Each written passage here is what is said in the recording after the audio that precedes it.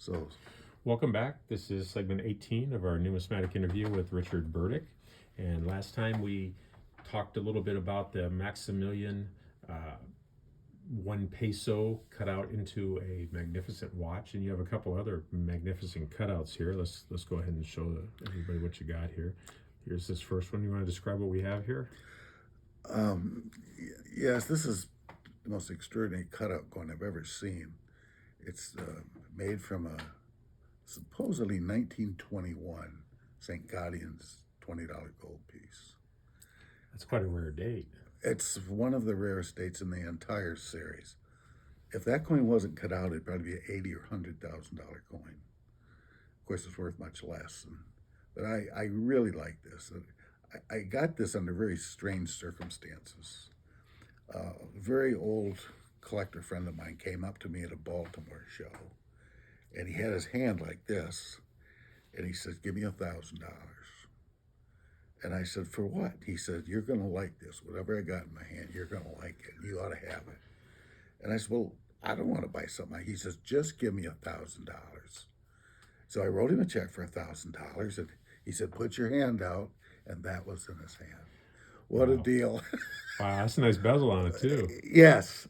I mean, it was probably around scrap. I don't know, but it's a highly cherished piece and a very, very collectible piece because it make a nice necklace for somebody. I will never wear it. It's a valued, very highly valued piece in my collection. And then what do we have here? The Hawaiian coins.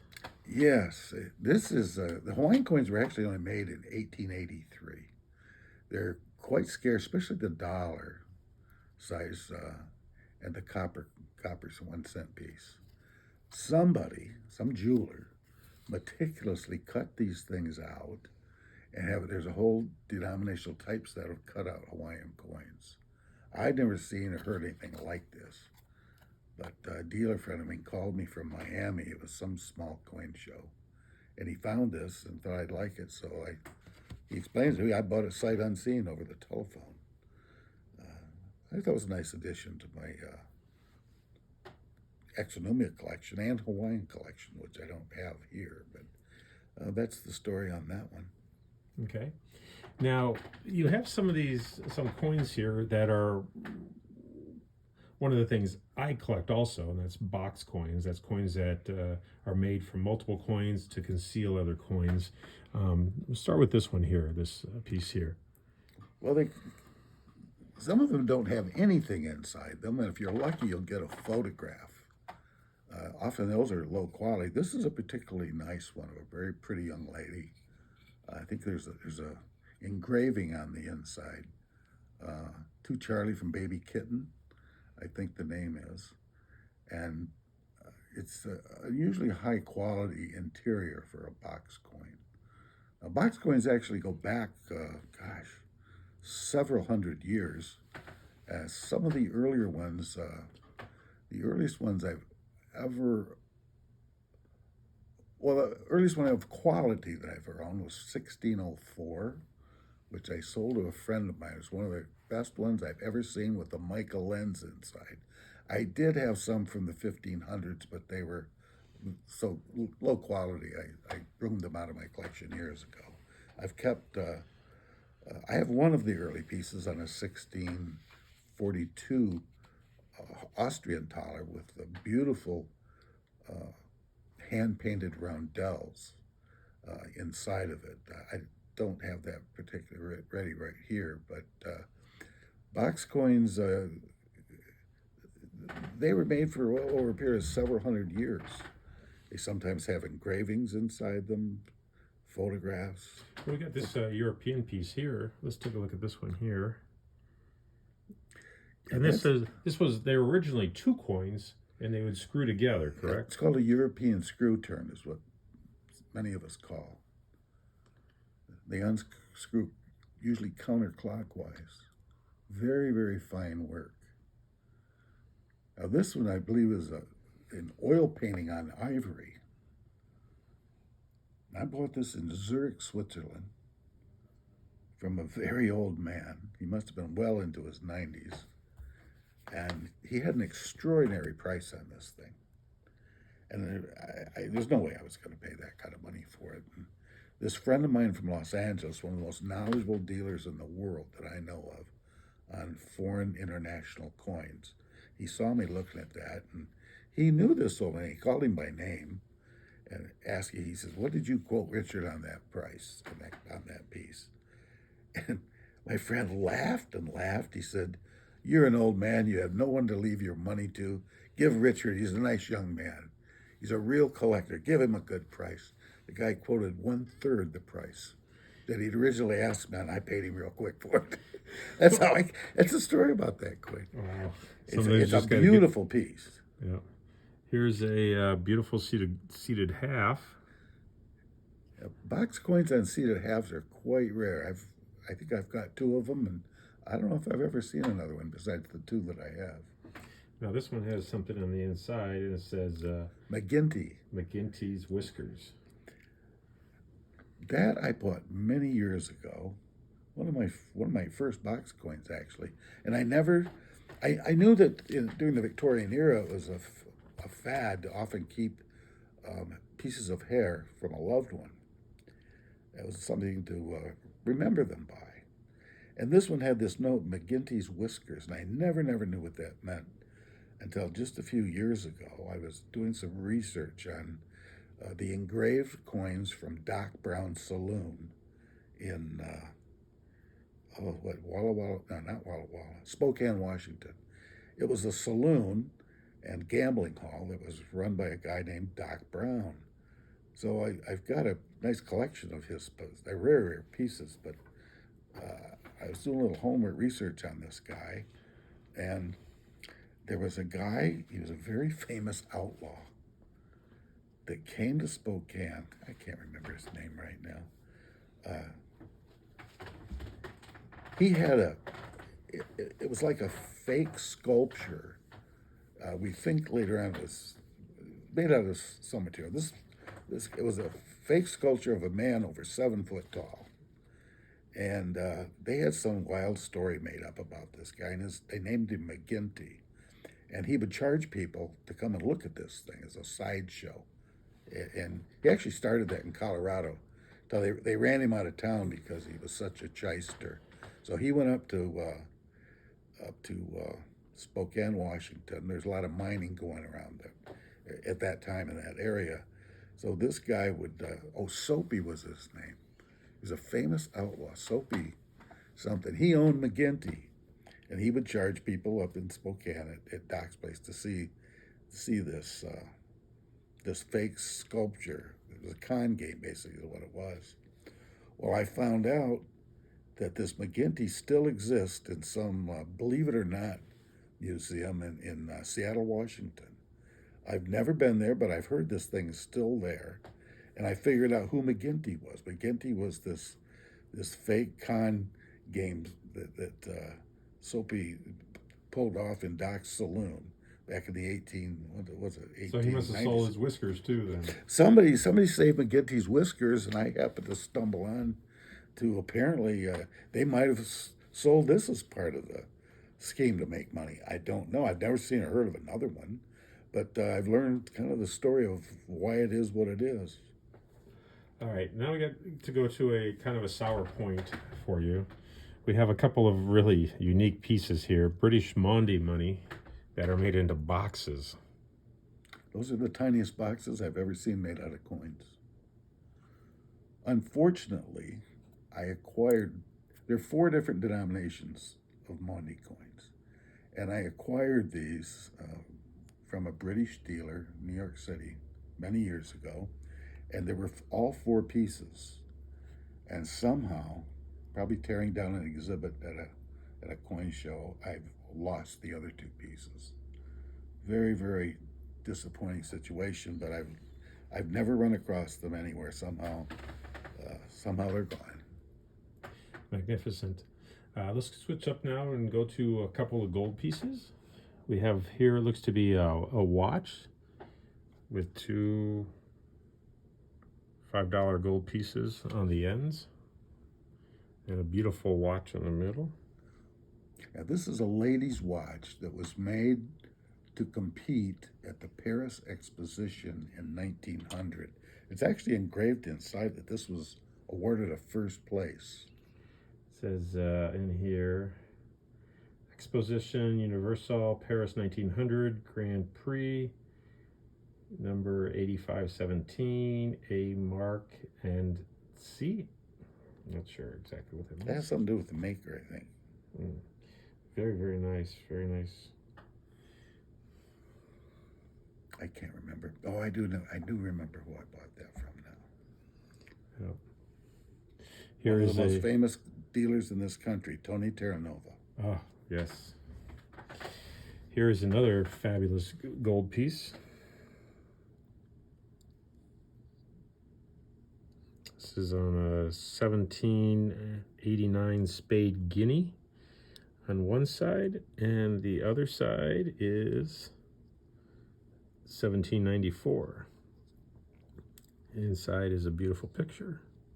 It's two pictures. And on the other side, Husband and wife, I think. yep. Very unusual to have two photographs. Wow. Where did you pick that piece up? I bought that from Steve Fenton from London. He's one of the most famous coin dealers in the world. I happened to buy that one from him. Wow. This piece here, I've always admired in your collection. I consider this in the top 3 to 5 pieces of my collection. It represents several different forms of collectible. It's a pop-out repose.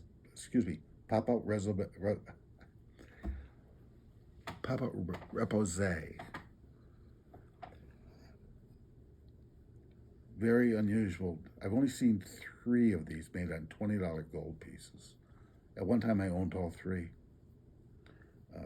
I've heard there's a dealer in Europe that's claimed he has one too. I've never seen it, never even seen a photograph, but I'm sure he says he has it. But this particular one was made to commemorate a fellow, I forgot his name now, read the inside. Golden Possessions of Fred A. Fitchell, President, Pennsylvania State Shrine Council. Shriner, I think it is. So on the inside, go ahead and flip it open.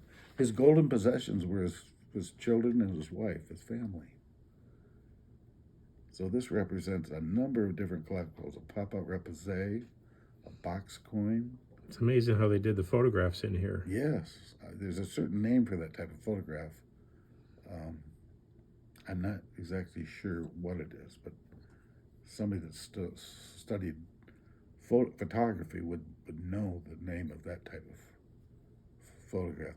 It's done on metal. Yes, four pictures is quite unusual, and then has the Shriner's symbol. It's unique, one of a kind, I'm sure. Oh, spectacular. Where'd you get that? You would ask that question. Off the top of my head, I don't remember. I can't. There's so many things involved. The older I get, the less I know. Well, this is a fairly healthy-looking gold coin, a 5 pound, a British 5 pound gold coin, 5 sovereign. That's 5 pounds. 5 pounds. Wow. It feels very heavy, thicker than our $20 gold piece. What's this little latch here on the side? It opens up.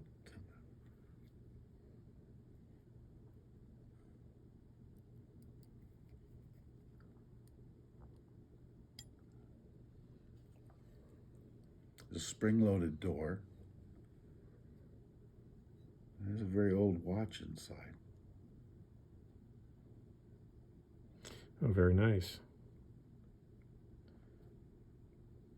Does it come out, or? It flips up. There's a little tab. You can lift it up with your fingernail. Sometimes.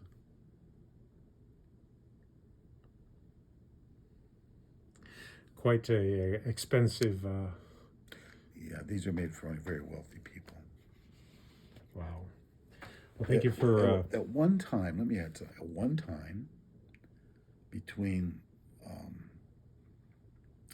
British pieces, Italian 5-lire gold pieces, and American St. Gaudians and Liberty hit 20s. At one time, I had 16 different ones that opened up with watches. Now, I know you have a dream piece out there that used to belong to Colonel Green. Can you tell about that story?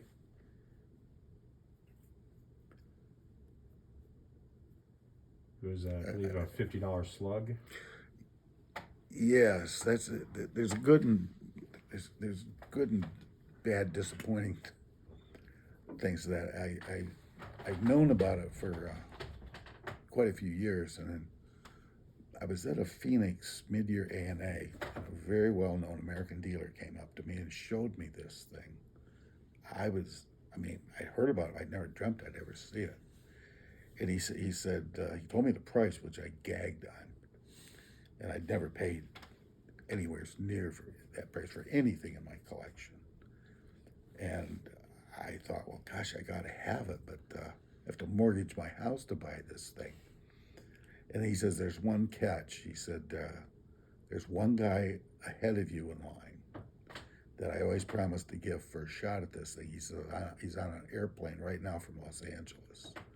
If he pays that price, it's gone. If he doesn't pay that price, it's going to be yours. So I was praying that the guy didn't show up or turned it down or whatever. Well, he bought it. And a few years later, it's been 12, 15 years later, he called me up on the phone. He says, look, I got a bunch of property here in Los Angeles. He says, I need to raise some money to pay taxes on it. He says, would you be interested in buying that? And he quoted me a price which is even more than he paid for it. But I said, oh, okay, I'll buy it. And a couple months later, he changed his mind, and I never did get it. But a year ago, this last August, at an ANA that was in Chicago, he walked up to my table, and he saw my exhibit out, and he got out this thing and showed it to me. And I said, would you consider letting me put it in this exhibit? And I says, I'll never own it. I know you're never going to sell it. He says, okay. So we put it right in my exhibit.